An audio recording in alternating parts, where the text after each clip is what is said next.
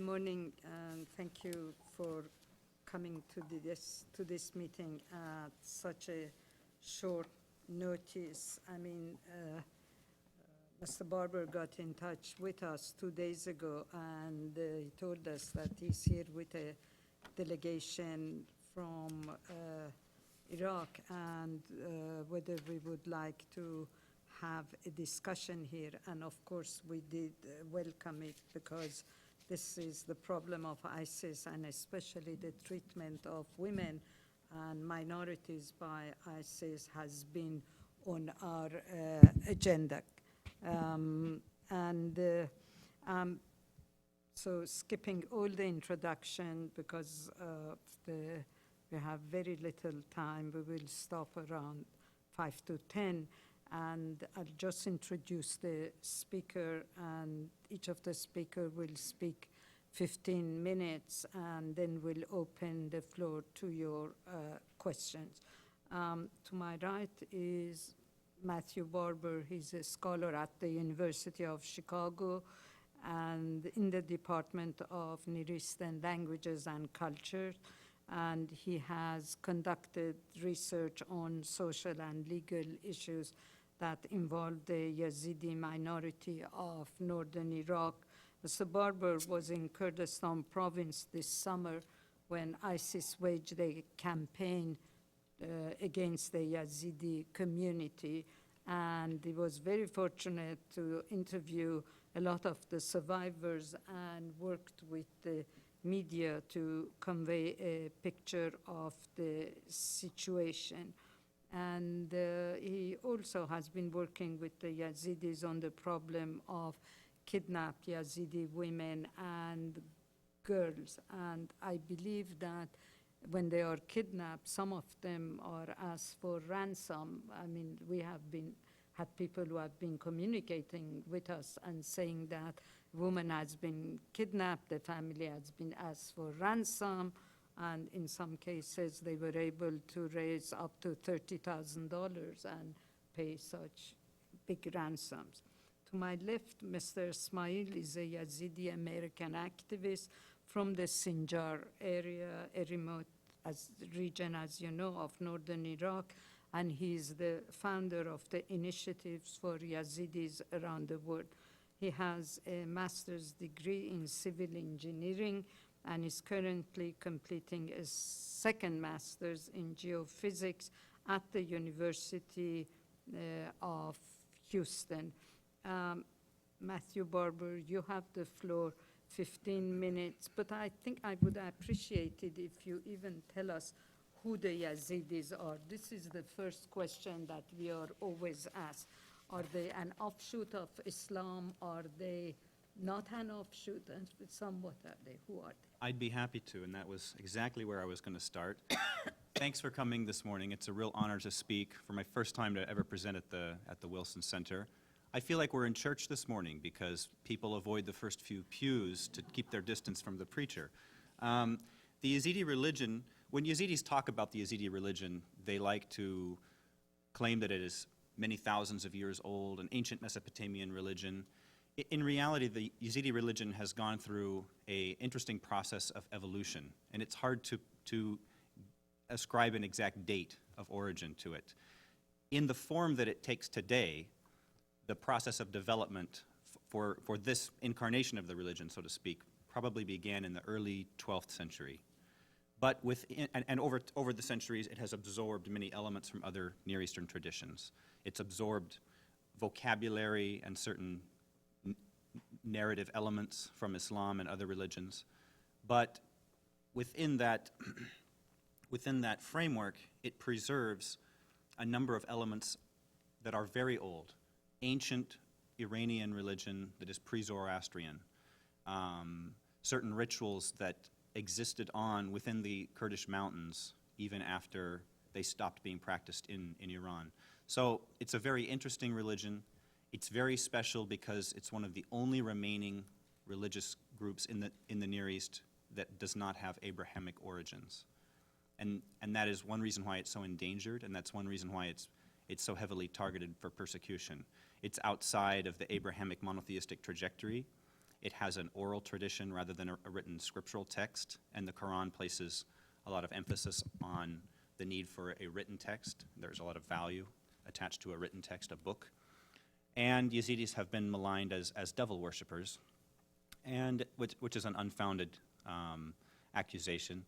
Also, there are a number of elements of Yazidi religion that can easily be interpreted as polytheistic, regardless of the fact that many Yazidis may interpret their religion as monotheism.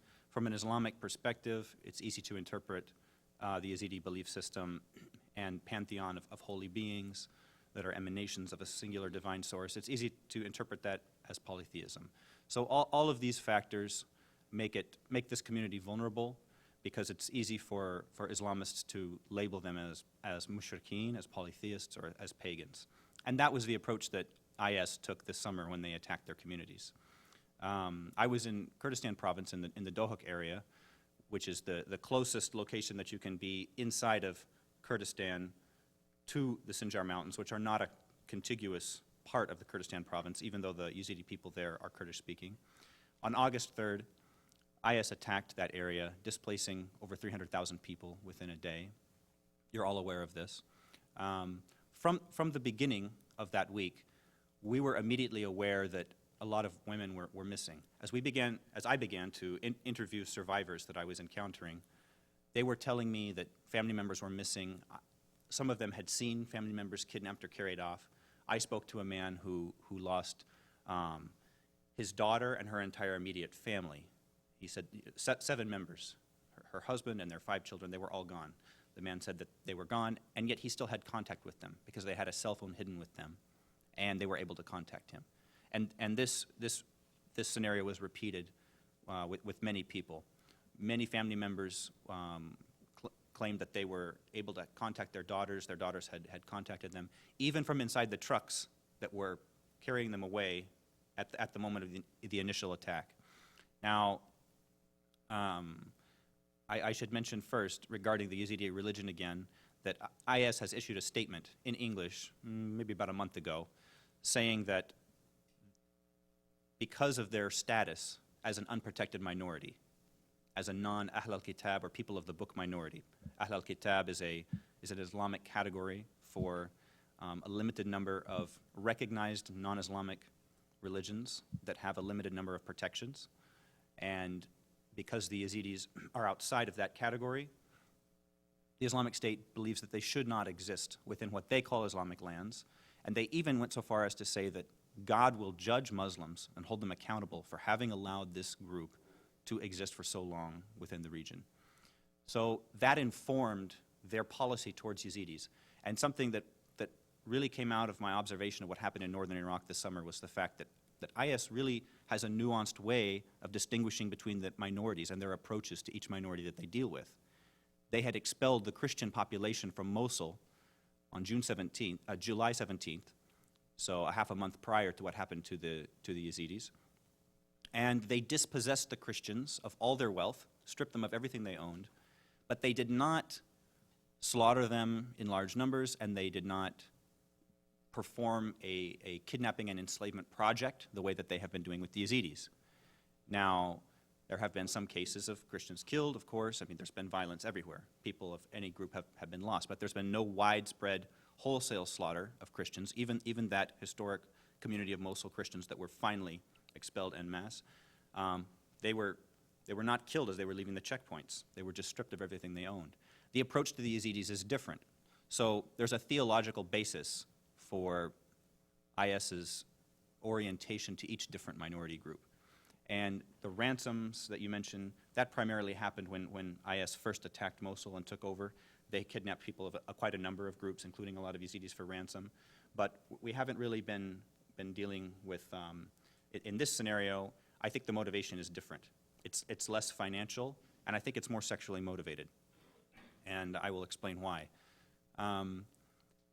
During the entire summer, as these chaotic conditions created instability, you would have third-party actors that were not necessarily linked with IS. A lot of members of Arab tribes, Arab villages. Once IS would attack certain areas and people would flee, Christians or Yazidis or other people, other minorities, those local actors would just use that instability opportunistically, to go in and loot, to go in and pillage areas. And the locals that experienced this kind of violence or robbery have a difficult time of, determining who that actor is exactly. So everyone just refers to them as Daesh, which is the Arab acronym for IS. However, not everyone that is involved with those things is IS themselves. And at the beginning of this phenomena of kidnapping, of disappearing women, I wanted to know if we could determine whether or not this was actually IS carrying out this project or whether it was other people.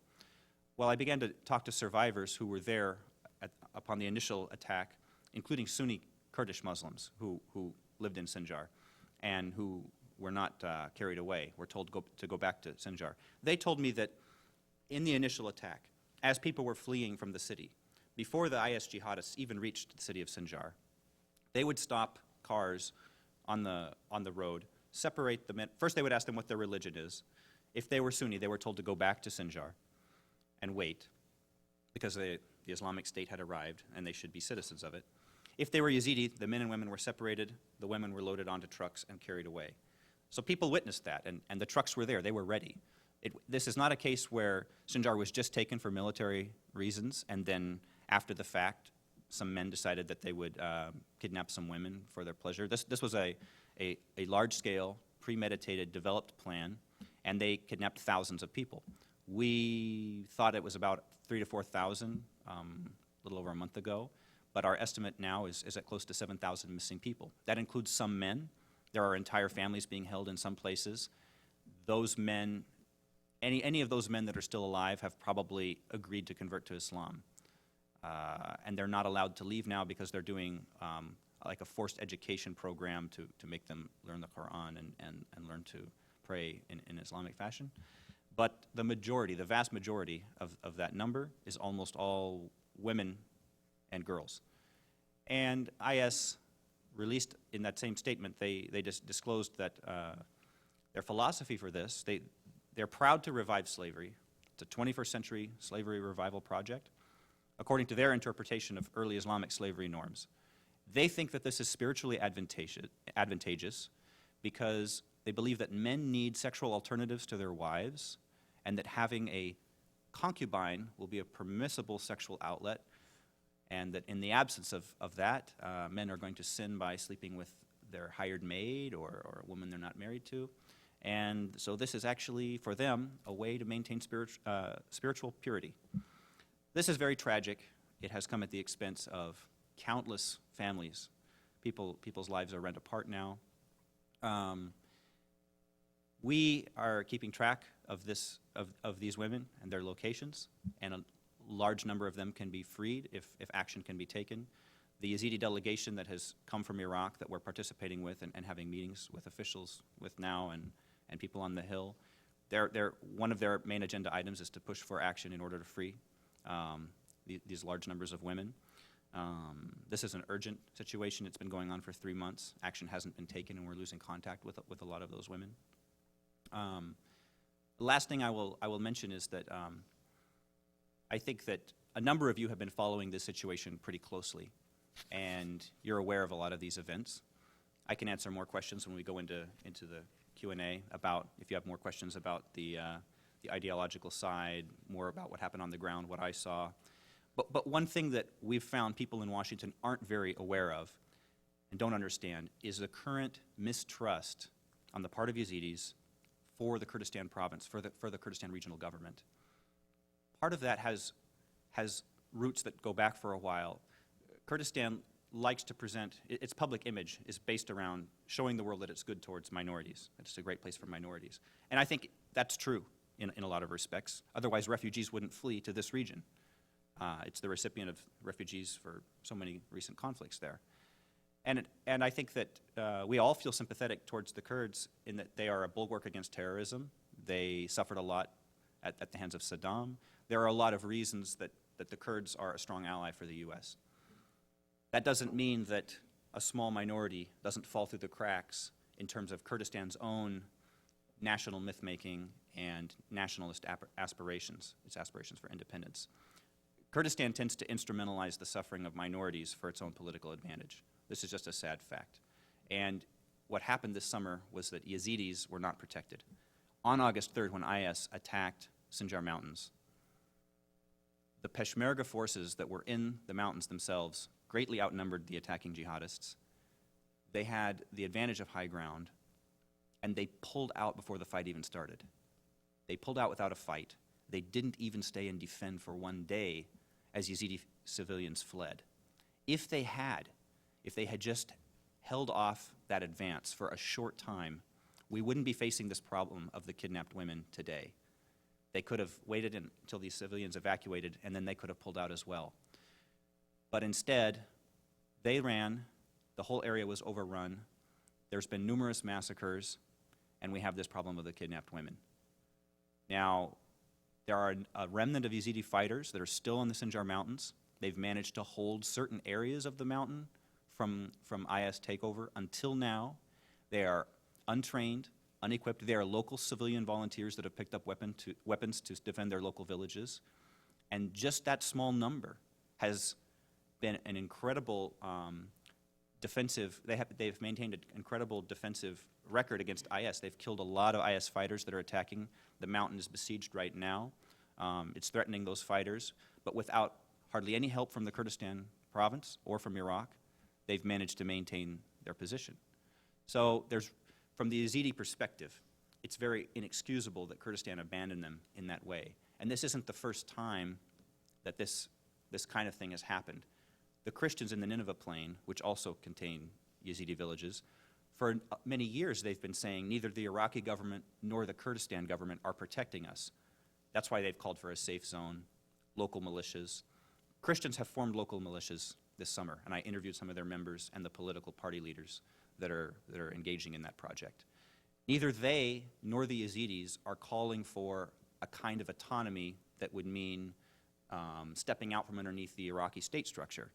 They're not even calling for a separate Aqlim or provincial status the way Kurdistan has it. They're happy to be part of the administrative hierarchy, bureaucracy, but they want a guarantee that they can start to form their own militias, which has happened de facto. It's happened already in Sinjar in the absence of any other protection, since their government is not serving as their protection. And they are also asking for international oversight to make sure that the Iraqi government and the Kurdish governments are held accountable for providing them with the weapons they need, with the salaries for those fighters, since they're unwilling to provide fighters that actually defend. So I think we need to, in terms of policy, it's important to support Kurds, as we're doing in Kobani, in Iraq. The airstrikes saved Dohuk and Erbil from the IS advance.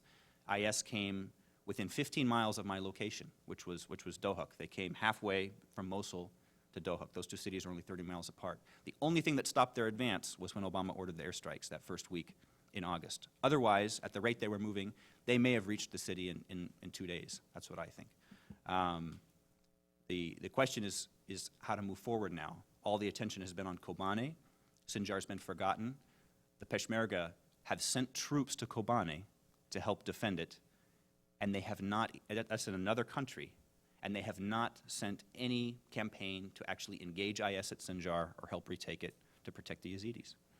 So I'll turn it over to Murad now and Thank you. talk more. Thank you very much.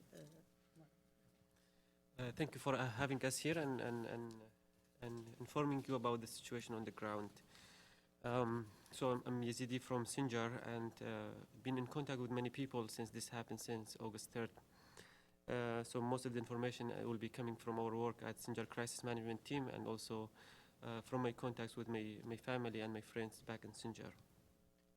We'll try to focus on the 4 points, what happened and why this happened to the Yazidis.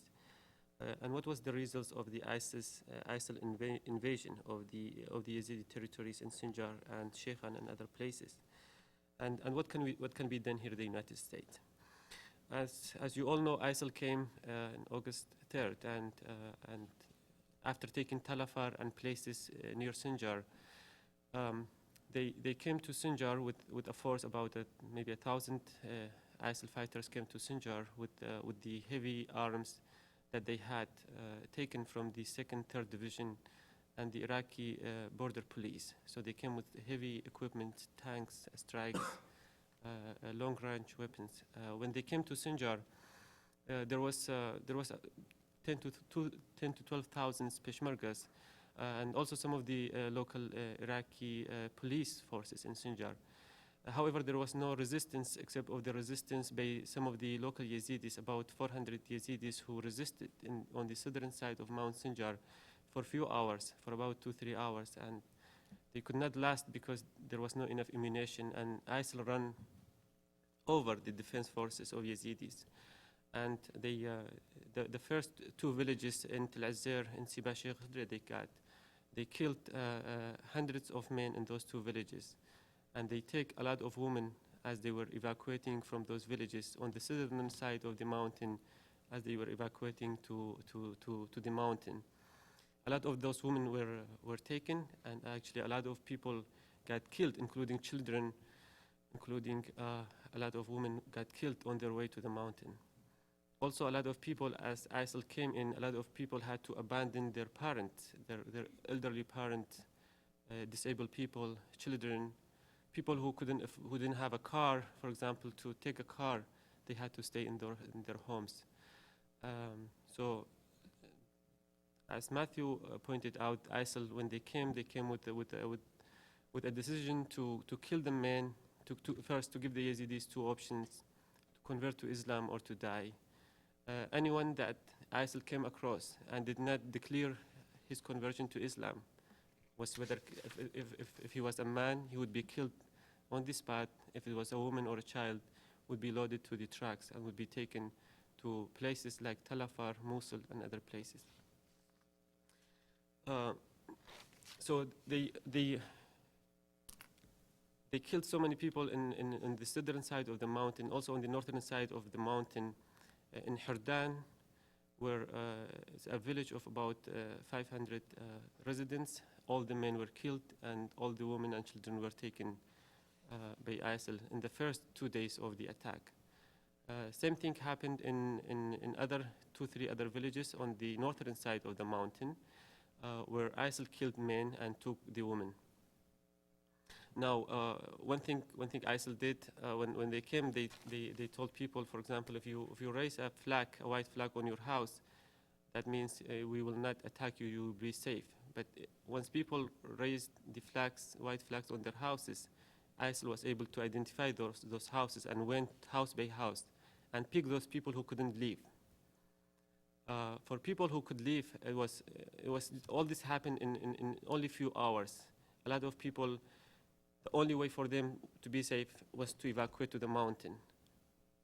Our estimate about 200,000 Yazidis ended up from the villages around Sinjar to the mountain, where the siege took place, where ISIL was attacking from all the directions, and Yazidi local forces, which just individuals of the Yazidi community, they carried their guns, AK-47s and other light weapons, and defended the civilians on the mountain until the strikes were ordered, and with the help from the Yazidi locals and the YPG forces, Yazidis were able to evacuate through the northern side of the mountain and to the Kurdistan region.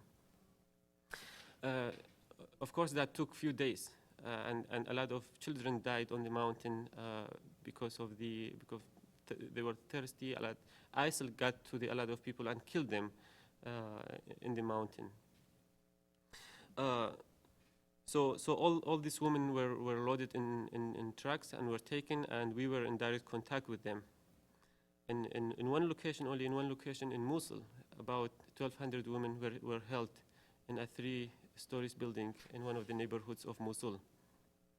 There were also a lot of Yazidi women were taken to Ba'aj, to Tal Afar, to other places in the first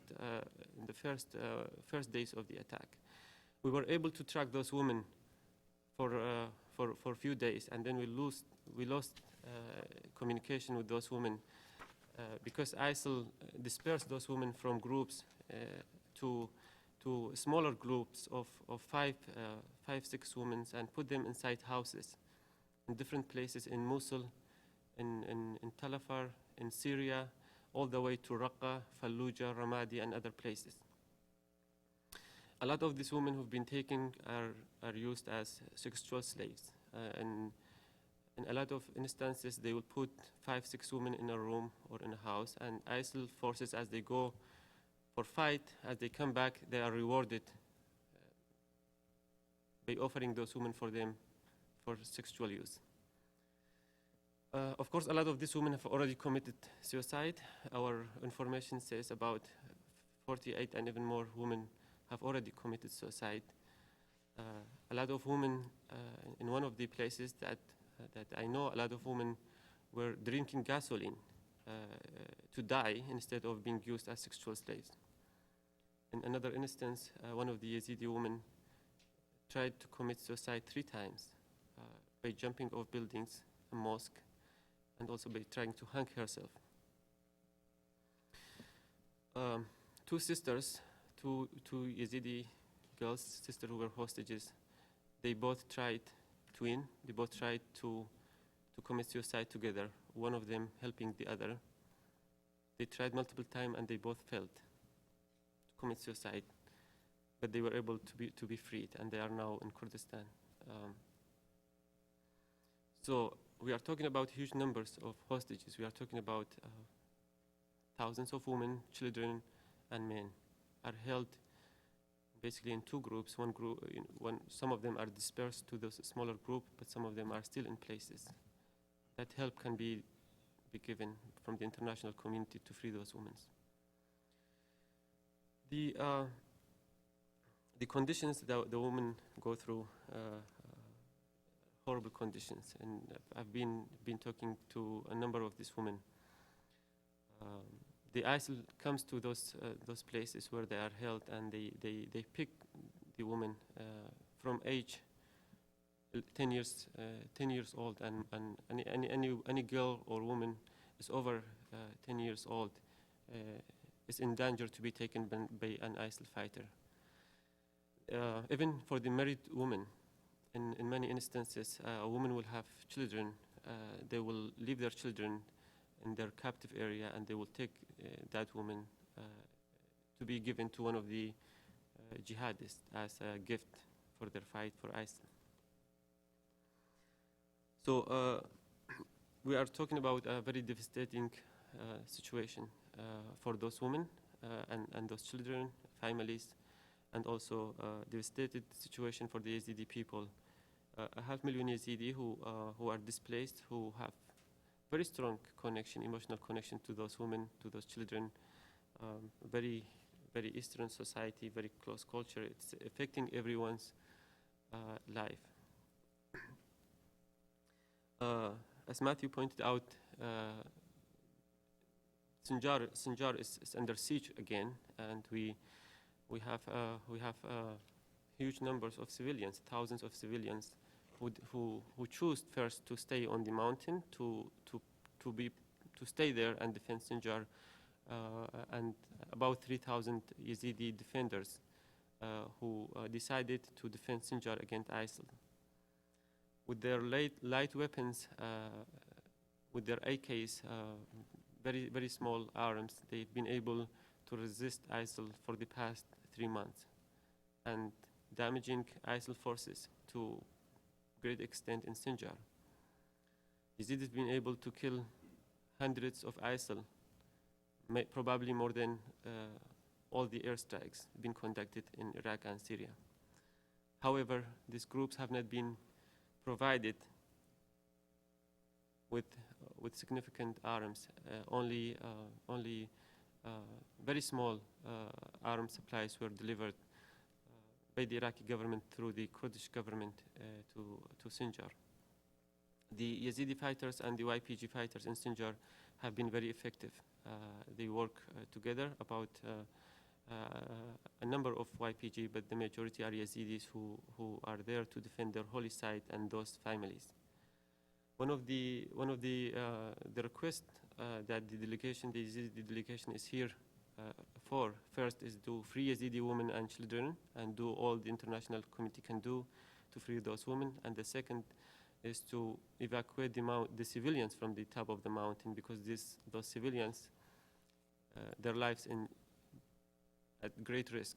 ISIL have made huge advances over the past 2 weeks. 5 of the villages that were freed by Yazidis were taken back by ISIL, and now ISIL is only 1 kilometer away from the Yazidi defenders, and also only a few kilometers away from those about 7,000 civilians on the mountain. So Yazidis came here with a demand to evacuate those civilians as soon as possible. We are talking about hours on days. Those people need to be evacuated, otherwise they will be taken again. The men could be killed, and the women and children again will be taken as hostages.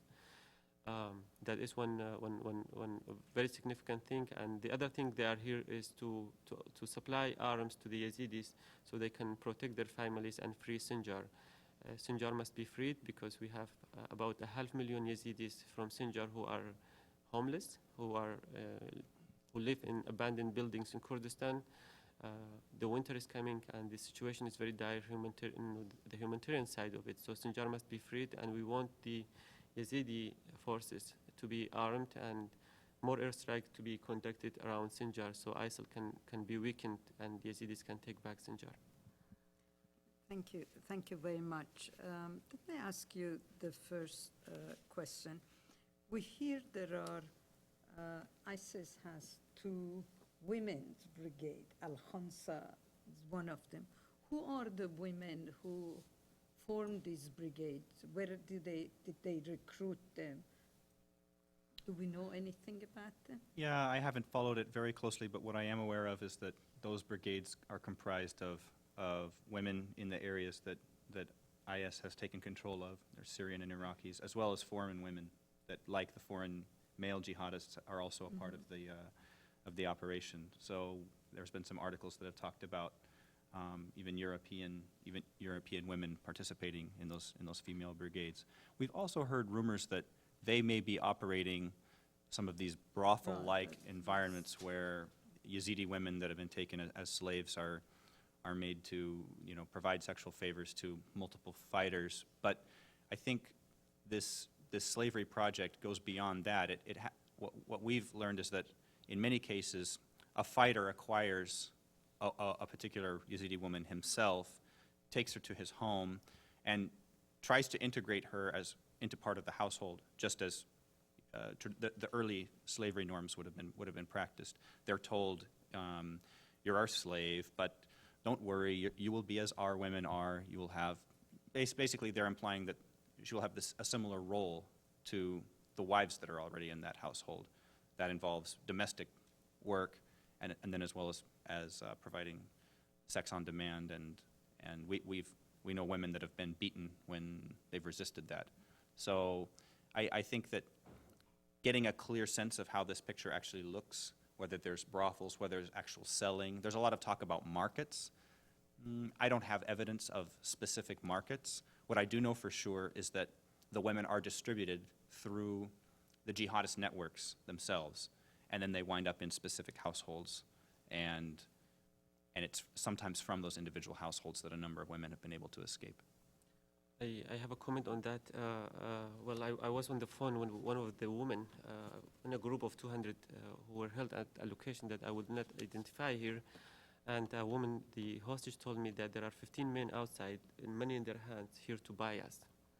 And at that very instance, 2 of the Yazidi women committed suicide and died inside the bathroom of that building, and 4 more were shot by ISIL because a chaos took place after those women committed suicide.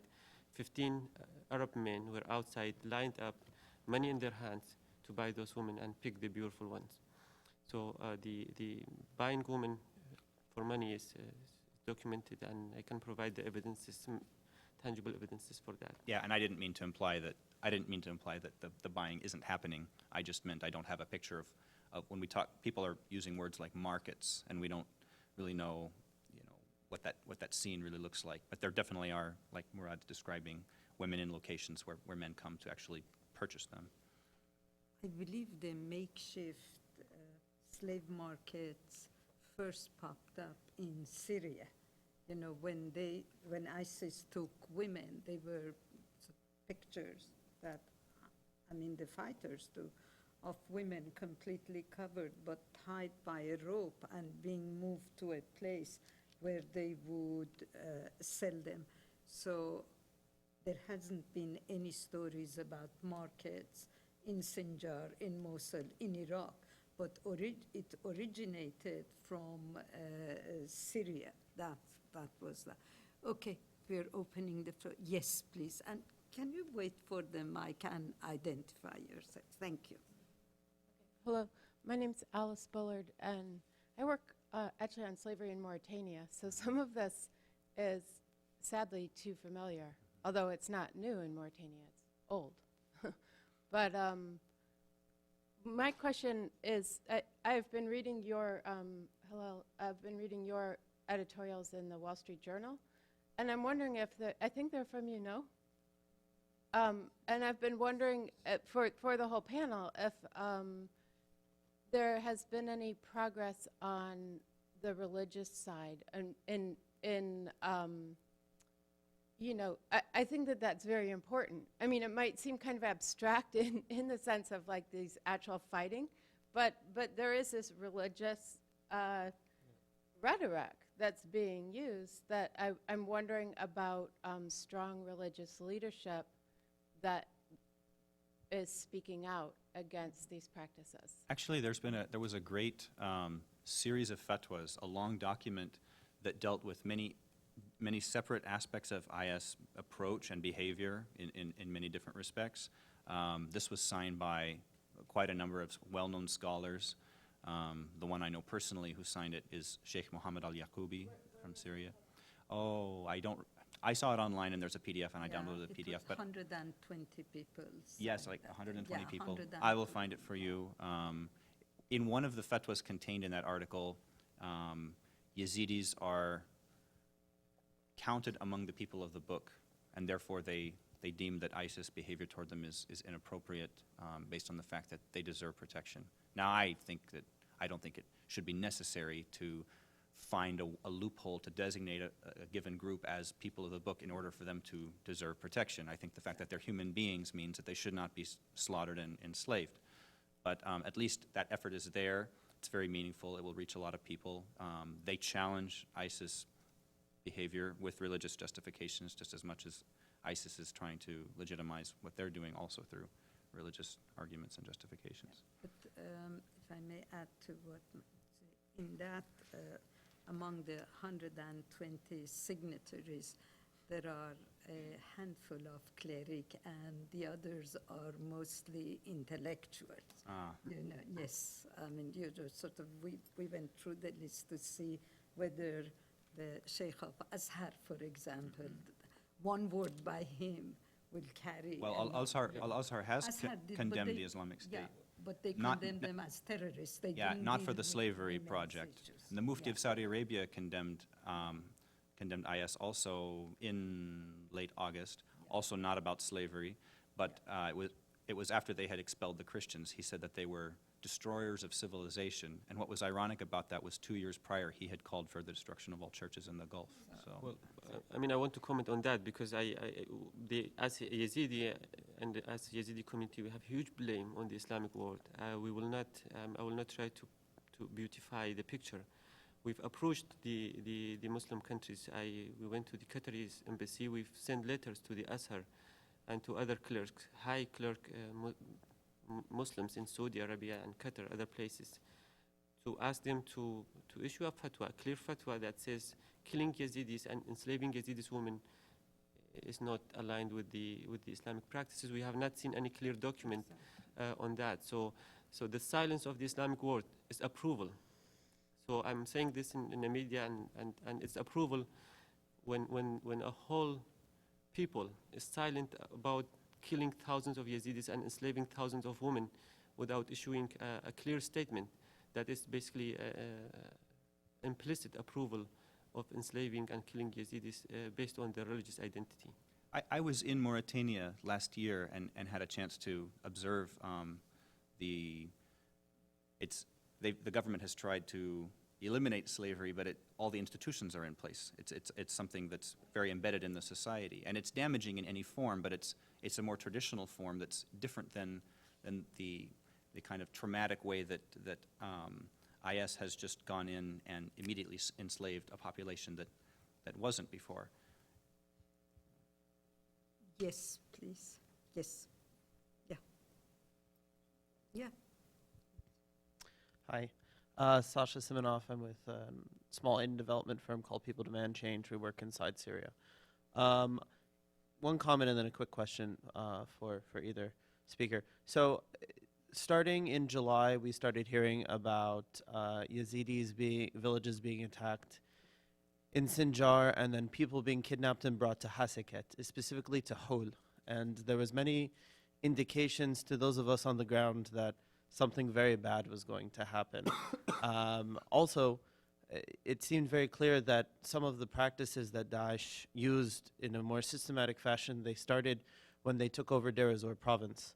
And they were attempting to forcibly marry many women from certain tribes that they deemed important to their alliances to keep Deir ez-Zor under their control. And in a number of cases, there were a number of women who also committed suicide to prevent from this forced marriage. So one thing that we had heard at this period of time was that it was Ansar Islam that was taking Yazidis, not Daesh directly, but their kind of semi-Kurdish affiliate, Ansar Islam.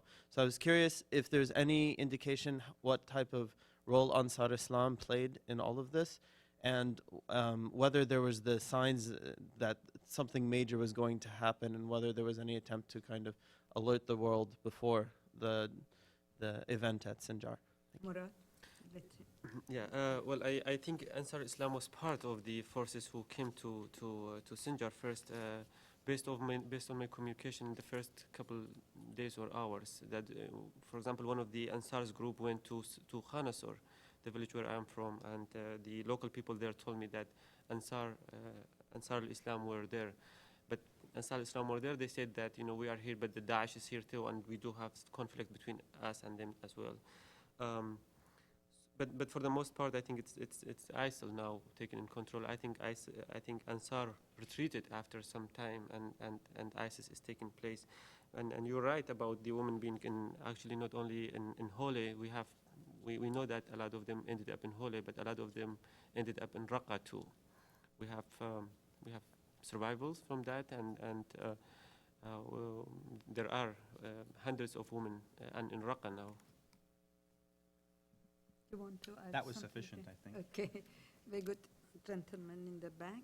Just wait for the mic, please. Thank you. Hi, I'm Maurice Chouchet from the Washington Institute.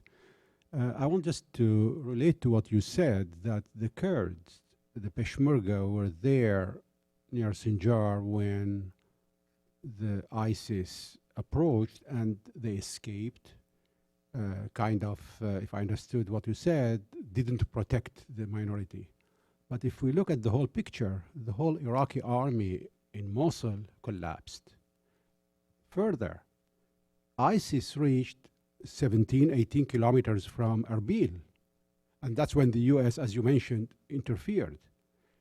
I mean, I'm trying to understand why you mentioned that the Kurdish forces not helping the Yazidis was one of the reasons, while themselves they couldn't protect Erbil itself, and that's how the US interfered. That's a very good question, and I think that we can, within what I said, I didn't really get to exploring possibilities of motive. We can talk about whether it was an unwillingness to protect minority areas or an inability to protect minority areas. I don't know if IS had actually gotten closer to Erbil if there would have been a different kind of defense operation that would have been conducted, a different kind of effort. What I know is that most of the areas that IS took, northward towards Dohuk and eastward toward Erbil, most of those areas in the Nineveh plain that they were taking in that advance are still minority areas. They're Christian areas and Yazidi areas. There were some Kurdish areas that were taken. Just let him finish, And It's true that Peshmerga lines were breaking everywhere that IS was attacking, and I'm not suggesting that there's a conspiracy there. There is some reporting that's hard to reconcile that suggests that there was a direct order given to Peshmerga in Sinjar to pull out before the IS attack, and there's someone who wrote a very solid article claiming that the leadership in Sinjar itself pulled out the night before. One thing that we do know is that none of the military commanders that were in Sinjar or responsible for its protection, none of them were Yazidi, and none of them were from Sinjar. So there seems to have been a lack of vested interest in protecting some of these areas. And when I was in Dohuk, I experienced a tremendous level of denial on the part of Kurds in the area that there was any kind of serious problem, even as IS was approaching our location. The local news reporting was very poor. People didn't realize how many cities were being taken. And as minorities were fleeing northward, a lot of them were continuing into Turkey, Christians and Yazidis. A lot of people I knew derided them for being so fearful. Oh, they don't need to be fearful. And it was the same kind of disconnect of two different peoples living in two different realities. The same thing that I experienced in Syria at the beginning of the Syrian uprising, when minority communities couldn't relate to Sunni frustration, and Sunnis could not understand minority fear. And it was the same kind of dynamic playing out. Kurdish Muslims were saying, there's nothing to worry about here. Every minority was trying to leave the country. After about a week, we realized just exactly how many areas had been taken over. And Yazidi villages in the Nineveh Plain had all of their shrines destroyed. I think most of those areas were minority areas. And what this has done, it has exacerbated a pre-existent trend for Sinjar Yazidis to not identify ethnically as Kurdish, but to identify as having a unique ethnicity. That already goes back, and it solidified that trend this summer, and now it's hard to find Yazidis that don't say, we are not Kurdish, we are just Yazidi. Before, it was the Yazidis of the Dohuk area that were more likely to identify as Kurdish, which is what I think a lot of Kurds push for as part of the national narrative. Yazidis are the original Kurdish religion, but this whole problem has exacerbated this split of identity. So, yeah, so if I can say, I would say it's a combination of both, of the unwillingness to defend minorities and also the capacity, the military capacity. We know that the minorities in Iraq are treated as third-class citizens, both in Kurdistan and in Iraq. We knew this was coming to Sinjar, and we asked to send enforcement to Sinjar prior to the fall of Sinjar. The enforcement was sent to Kirkuk and to the oil-rich areas, and Sinjar was left behind, defenseless. The Kurdish people are great people. They've been very supportive to the Yazidi minority in terms of the humanitarian aid. They've been taking care of the Yazidis since this happened in Dohuk and other places. However, the KRG government did not do its job to protect the minorities, since KRG was in full control on Sinjar, and they pulled out from Sinjar without resistance. Now the motivation behind that, it's a very complicated motivation. One of the motivations that, for example, one of the officers, one of the Peshmerga's officers in Sinjar, called a Muslim clerk and tell them, is it according to Sharia for me to fight ISIL because they are Muslims for a Yazidi who's an infidel? And the response of that clerk was, no, you cannot kill your brother for an infidel. So Yazidis are considered infidels, not by every Kurd. There are many Kurds who are nationalists who believe that Yazidis are, part of the Kurdish system, but there are also the religious motivation behind that. There's also the unwillingness. There's also the lack of training for Peshmergas. We know that corruption was a major element in both Iraqi systems and Peshmerga's military forces. A lot of officers, making advantage of the military, and while poor Peshmergas or people who are just defending, carrying the guns, are not taking care of it. So it's a very combined problem. It's not a conspiracy. It's a combined problem of all the issues. Now, it's not very important. What's important is that all the parties must come together. The Kurds, the Iraqis, and the coalition must come together to take back Sinjar and to free those people. And then in the future, this can be discussed in details. Please join me in thanking our two speakers. We have run out of time. Thank you. Thank you very much. That was great. Thank you.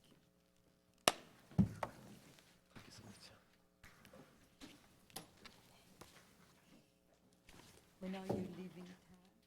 Tomorrow, be around For 3 p.m. Chicago or for? For Chicago.